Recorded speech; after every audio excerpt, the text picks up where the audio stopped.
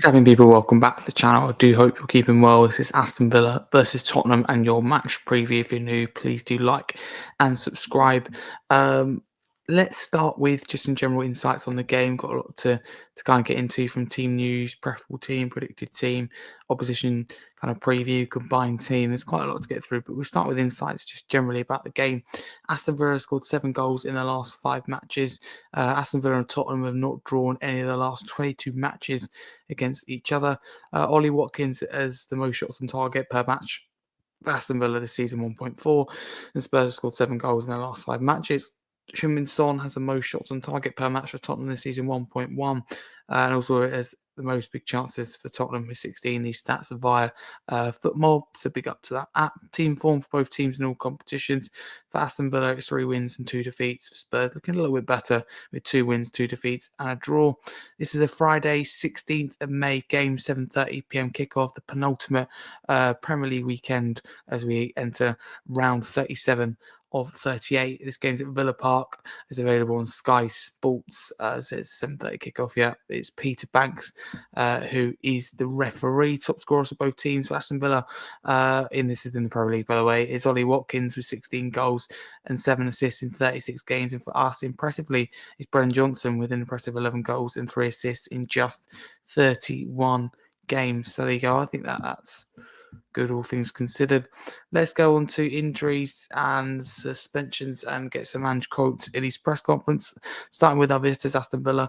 Tielemans could be out with a muscle injury. Ramsey is suspended, and Rashford's got a hamstring injury. For us, Dragson's out, Kulusevski's out, Maddison's out, Bergwell's out, and Scarlett's out. And now Timo Werner as well is unavailable. So let's go through some things that and just provided his press conference, because he gave an update on the situation of quite a few players, which is quite handy to know about. He said firstly that Dejan Kulusevski will be out for months after he underwent surgery on his patella on Wednesday. On Lucas Bergwall, he said it's still the same sort of time frame, never long term, but he's just got to have his boot and take his first steps on the grass, so it will be a while. He also confirmed that Son Heung-min will definitely play tomorrow. Those are Andrew's words. Whether he start or not, we'll see. He reacted well to Sunday. It makes sense for him to get more match minutes, whether it's starting or playing half of the game. So he confirmed there Werner's out with a hamstring injury.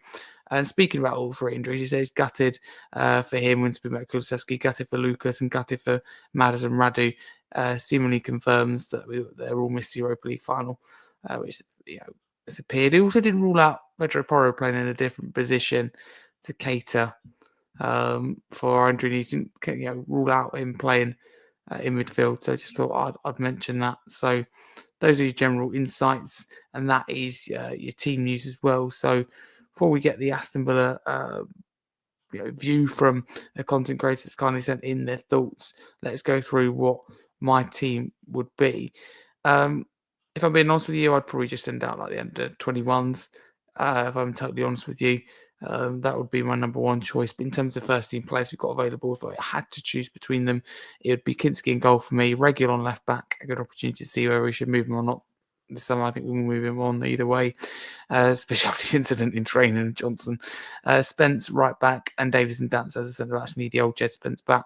Gone with Gray as a 6, Salah as the 8, and Porro as the 10, stepping in for Cooley. Something Ange didn't rule out, and I've been thinking that could really suit him. More on the left, I'd be on the right with Charleston down the middle. So we're not really risking too many players. Ideally, we do don't go as strong as this. There's no disrespect to Villa, accepting that maybe we're not going to get anything from this game, but we've got to wrap these players in cotton wool.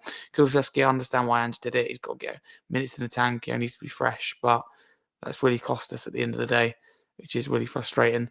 So we just can't afford to kind of, I suppose, make that same mistake again. So Kulu is out.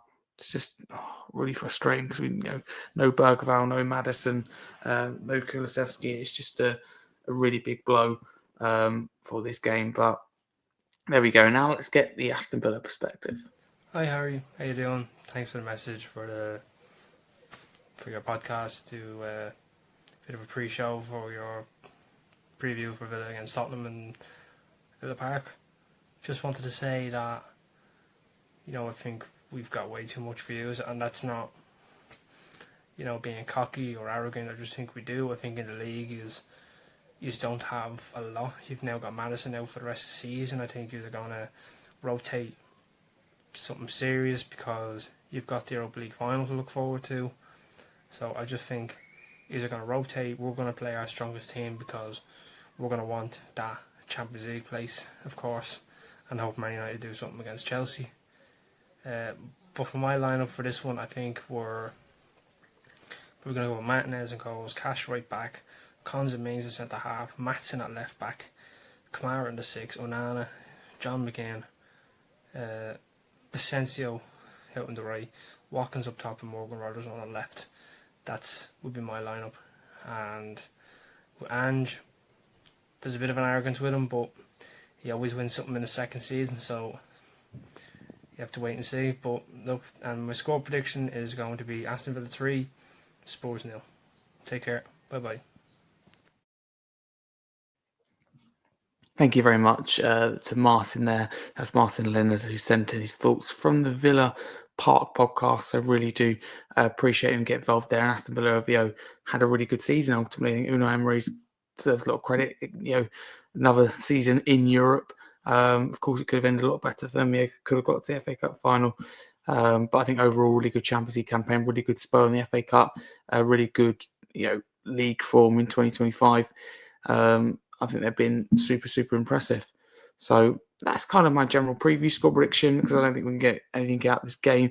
I do back Aston Villa and they need a win. I think we're comfortable. I hate saying that we lose, but I'm going to go 3-1 Aston Villa for this one. Get your score prediction in the comments below. What lineup you want to see? What lineup you think we will see? But of course, we want to win every game, but it's all about protecting players. It's all about Bilbao. It's all about the Europa League final now for Spurs. If you're new to the channel, please do like and subscribe. Thank you very much. Let's hope we get something. Up Spurs. No players injured, please.